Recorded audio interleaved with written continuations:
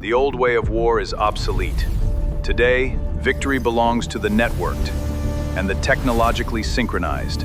South Asian theatre का security architecture अब एक ऐसी तब्दीली से गुजर रहा है जो नाकाबिले वापसी है। हिस्टोरिकली हमने देखा कि जंगें मैसिव आर्मर्ड फॉर्मेशंस और लीनियर अट्रिशन वॉरफेयर के थ्रू लड़ी जाती थी, लेकिन अब पैराडाइम शिफ्ट हो चुका है। अब असल ताकत decision speed, cross domain coordination, air, land, maritime, cyber और इलेक्ट्रॉनिक एसेट्स को सीमलेसली इंटीग्रेट करने से मिलती हैं। इसी चेंजिंग एनवायरनमेंट को काउंटर करने के लिए पाकिस्तान आर्म फोर्सेस ने अपनी स्ट्रेटेजिक डॉक्ट्रिन और फोर्स पोस्चर को बिल्कुल रिकैलिब्रेट कर लिया है। आज की इस इन डेप्थ वीडियो में हम एग्जॉस्टिव एनालिसिस करेंगे कि पाकिस्तान की नई ऑपरेशनल रियलिटी का, जिसे मल्टी डोमेन वॉरफेयर या MDO मल्टी डोमेन ऑपरेशंस कहते हैं, ये क्या है। हम C4ISR यानी कि command, control, communications and computers for information and surveillance and reconnaissance in networks को असेस करेंगे। Army rocket force command, armoured numbers, precision artillery और एविएशन टैक्टिक्स का मुकम्मल पोस्टमार्टम करेंगे।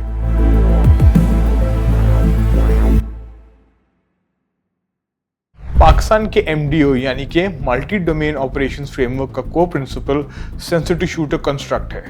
इस डॉक्ट्रिन का मकसद दुश्मन को हर सिंगल कॉम्बैट डोमेन में डोमिनेंस हासिल करना नहीं, बल्कि दुश्मन के डिसीजन मेकिंग apparatus को पैरालाइज करना है और उनकी ऑपरेशनल कोहेरेंस को तबाह करना है।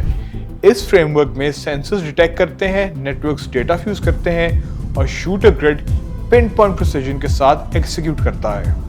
जॉइंटनेस अब सिर्फ ट्रेनिंग एक्सरसाइज तक महदूद नहीं है, ये अब मिलिट्री सिस्टम की डिफॉल्ट स्ट्रक्चरल प्रॉपर्टी बन चुकी है। डोमेस्टिक ड्रिल्स जैसे स्टेडफास्ट रिजॉल्व और US के साथ बायलैटरल इंस्पायर्ड गैम्बिट 2026 इस सिस्टम लेवल जॉइंटनेस की प्राइम एग्जांपल्स हैं।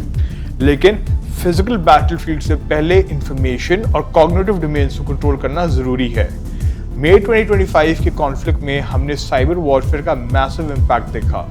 पाकिस्तान एयरफोर्स की साइबर फोर्स का ऑपरेशन डिवाइन बाइट्स इस बात का सबूत था कि एडवर्सरी के सेंसर्स को ब्लाइंड करना और उनकी कम्युनिकेशन नोड्स को जैम करना अब प्राइमरी ऑपरेशनल डोमेन बन चुका है। इस सब को जोड़ने वाली डिजिटल बैकबोन है लिंक 17 टैक्टिकल डेटा लिंक। ये कम्प्लीटली इंडिजिनस, सिक्योर और जैम रेजिस्टेंट नेटवर्क है। इस नेटवर्क की सबसे बड़ी स्ट्रेंथ इसकी सॉवरेन आर्किटेक्चर है। सोर्स कोड और एन्क्रिप्शन कीज पाकिस्तान के पास होने की वजह से कोई फॉरेन सप्लायर इसे ब्लॉक या डाउनग्रेड नहीं कर सकता। ये network AWACS, ground radars, J10Cs, JF-17 जैसे प्लेटफॉर्म्स के दरमियान real time data fusion provide करता है। फाइटर जेट्स अपने रेडार ऑन किए बगैर beyond visual range missiles fire कर सकते हैं, जो पायलट की सर्वाइवेबिलिटी को मैक्सिमाइज करता है। मल्टी डोमेन ऑपरेशंस में स्ट्राइक्स को सिंक्रोनाइज करने के लिए पाकिस्तान आर्मी ने एक मॉन्यूमेंटल डॉक्ट्रिनल शिफ्ट लिया। 13 अगस्त 2025 को formally army rocket force command यानी कि ARFC इस्टेब्लिश हुआ।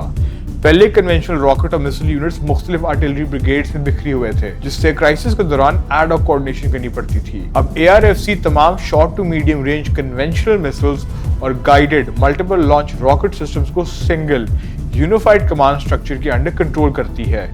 ये design Chinese people liberation army rocket force से हेवीली इंस्पायर्ड है। यहाँ एक बहुत क्रिटिकल पॉइंट है एस्केलेशन मैनेजमेंट का। ARFC स्ट्रिक्टली कन्वेंशनल वॉरफेयर के लिए है और इससे nuclear capable army strategic forces command से सेपरेट रखा गया है। ये एडवर्सरी के लिए एक स्ट्रेटेजिक सिग्नलिंग है ताकि कन्वेंशनल स्ट्राइक को गलती से न्यूक्लियर अटैक समझकर मिस कैलकुलेशन ना की जाए। अगर हम इनके आर्सनल नंबर्स की बात करें, फतह 1 गाइडेड MLRS है जिसकी रेंज 140 किलोमीटर तक है। फतह 2 एक क्वाज़ी बैलिस्टिक मिसाइल है और इसकी रेंज 450 किलोमीटर तक है। हैवी फायर पावर के लिए चाइनीज ओरिजिन का A100E 300 मिलीमीटर MLRS सिस्टम मौजूद है। पाकिस्तान आर्मी इसके 2 कंप्लीट रेजिमेंट्स ऑपरेट करती है, जिसमें टोटल 36 हैवी लॉन्चर्स शामिल हैं जो 100 से 120 किलोमीटर रेंज पर हाई एक्सप्लोसिव सब म्यूनिशंस डिस्पर्स कर सकते हैं। जब इन सिस्टम्स को MDO नेटवर्क्स के थ्रू रियल टाइम कोऑर्डिनेट्स मिलते हैं तो ये थिएटर वाइड स्ट्राइक्स एक्सिक्यूट करते हैं जो दुश्मन के डिफेंसेस को सैचुरेट कर देते हैं। डिजिटल और एरोस्पेस डोमिनेंस के बावजूद टेरिटरी होल्ड करने के लिए हैवी आर्मर की जरूरत अपनी जगह कायम है। इस स्पेयरहेड का नया चेहरा है Haider main battle tank. Heavy industries Taxila में अनवेल होने वाला ये टैंक चाइनीज VT4 वेरिएंट पर बेस करता है اور یہ تھرڈ جنریشن پلس MBT ہے۔ پاکستان آرمی نے total 679 Haider and VT4 tanks کا کانٹریکٹ سائن کیا تھا جو لوکلی اسمبلی فیز سے گزر رہے ہیں۔ فی الحال ان میں سے over 176 units active operational service میں ڈپلوائے ہو چکے ہیں۔ 1200 ہارس پاور انجن اور ڈیجیٹائز آرکیٹیکچر کے ساتھ حیدر کمبائنڈ آرمز آپریشن میں سیملیسلی انٹیگریٹ ہوتا ہے۔ حیدر کے علاوہ پاکستان کا ایگزسٹنگ آرمر فلیٹ بھی بہت اسٹرانگ ہے۔ اپروکسیمیٹلی 300 بیس لائن الخالد اور over 110 upgraded Al-Khalid 1 tanks operational status میں ہیں۔ Upgraded legacy platforms کے طور پر تقریباً 500 الزرا ٹینکس ایکٹیو سروس میں ہیں۔ پاکستان آرمی کے پاس 350 T-80 UD ٹینکس کی بھی فلیٹ کمبیٹ ریڈینس میں موجود ہے۔ ساتھ ہی پاکستان کا آرٹلری کور بھی اگریسو ماڈرنائزیشن سے گزر رہا ہے۔ ہیوی ٹریکڈ آرٹلری کی جگہ اب wheeled SH-15 self propelled howitzer induct کیے جا رہے ہیں۔ پاکستان نے ٹوٹل 236 SH-15 گنز کا آرڈر دیا تھا، جس میں سے انیشل میجر ڈیلیوری بیچ کے 56 یونٹس آپریشنلائز ہو چکے ہیں۔ SH-15 totally shoot and squat philosophy per design کیا گیا ہے، یعنی فائر کرو اور فوراً لوکیشن چینج کر لو۔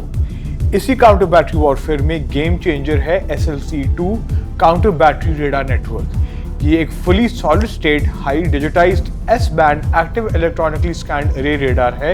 جب دشمن کا آرٹلری فائر ہوتا ہے تو SLC-2 انکمنگ فائر کو ڈیٹیکٹ کر کے سیکنڈز میں ٹارگیٹنگ ڈیٹا SH-15 یا MLRS بیٹریز کو ٹرانسمٹ کر دیتا ہے for instant retaliatory strikes. Pakistan army aviation کا ڈاکٹرن بھی ہسٹوریکلی بدل رہا ہے۔ پرانے AH-1F کوبراز اور US فائنانسنگ ایشوز کے بعد پاکستان نے چائنا سے ٹوٹل 40 Z-10ME اٹیک ہیلی کاپٹرز آرڈر کیے، جن میں سے کچھ انڈسکلوزڈ یونٹس اب ایکٹیو آپریشنل سروس میں انٹروڈیوس ہو چکے ہیں۔ یہ پلیٹ فارم ساؤتھ ایشیا کے روٹری ونگ پاور بیلنس کو ریشیپ کر رہا ہے۔